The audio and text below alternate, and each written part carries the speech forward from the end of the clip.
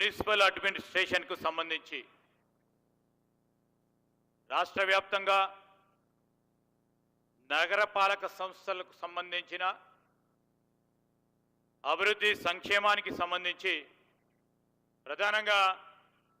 మన మహానగరం భాగ్యనగరానికి సంబంధించిన అభివృద్ధి సంక్షేమానికి సంబంధించి అనేక అభివృద్ధి కార్యక్రమాలకి శంకుస్థాపన ప్రారంభోత్సవ కార్యక్రమాలకి విచ్చేసిన మన గౌరవ ముఖ్యమంత్రి రేవంత్ రెడ్డి గారికి అదేవిధంగా గౌరవ ఉప ముఖ్యమంత్రి బట్టి విక్రమార్క గారికి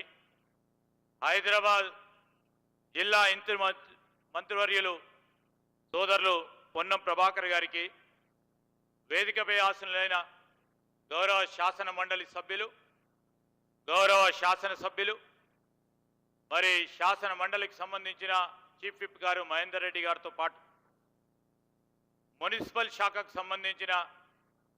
ప్రిన్సిపల్ సెక్రటరీ గారు దానా కిషోర్ గారు కమిషనర్ హెచ్ఎండిఏ గారు అదేవిధంగా మెట్రోపాలిటన్ వాటర్ వర్క్ సంబంధించిన ఎండి గారు ఇతర అధికారులకి వేదికపై ఆసీనులైన పెద్దలకి అటువైపున్న మరి హైదరాబాద్ నగర వాసులందరికీ హృదయపూర్వకంగా నమస్కారాలు తెలియజేస్తూ ఈరోజు మన మహానగరం పరిశుభ్రంగా ఉండాలని శుద్ధమైన నీరు తాగాలని మంచి గాలిని పీల్వాలని ఒక ఆలోచనతో ఒక తాపత్రయంతో ఒక తృష్ణతో ఒక ప్రక్కన మూసీ నది ప్రక్షాళన చేస్తూ నగరం నడిబొడ్డున నుంచి ప్రవహించే ఆ నదికి సంబంధించి అటువైపు ఇటువైపు ఉన్న నగరవాసులకు అందరికీ కూడా కలుషితం లేకుండా నీరును గాలిని అందియాలనే ఒక ఆలోచనతో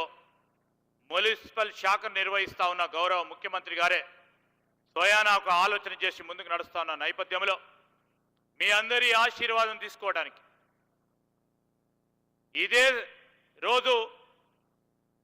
గత సంవత్సరం 3వ తారీఖు నాడు రాష్ట్ర ప్రజానీకం ఒక తీర్పిచ్చింది. మార్పు కావాలి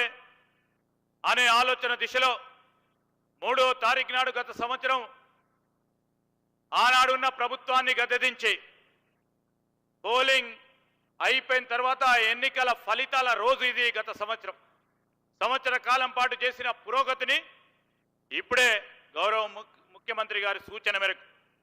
యావత్ రాష్ట్రానికి సంబంధించిన యుఎల్బికి సంబంధించిన అంశాలు నగర పాలక సంస్థలకు సంబంధించిన అభివృద్ధి సంక్షేమం గత సంవత్సర కాలంలో మేము చెప్పిన అనేక అంశాలని అమలు తీసుకొచ్చే ప్రయత్నం చేసినాం. అది కూడా రాష్ట్ర ప్రజలకు కూడా తెలియజేయడం జరిగింది. ఈ సందర్భంలో ఇప్పుడే హైట్ మరి సిటీకి సంబంధించిన ఒక ప్రధానమైన అంశం విషయంలో ముఖ్యమంత్రి గారి చేతుల మీదుగా ప్రారంభోత్సవం చేసుకున్నాం. ఈ నగరంలో కలుషితమైన గాలి ఉండొద్దని మరొక ప్రణాళిక సిద్ధం చేస్తూ ఉన్నారు ముఖ్యమంత్రి గారు. ఈరోజు ఆటోలు కానీ ఆర్టీసీ బస్సుకు సంబంధించి మా సోదరులు పొన్నం ప్రభాకర్ గారు కానీ గౌరవ ముఖ్యమంత్రి గారి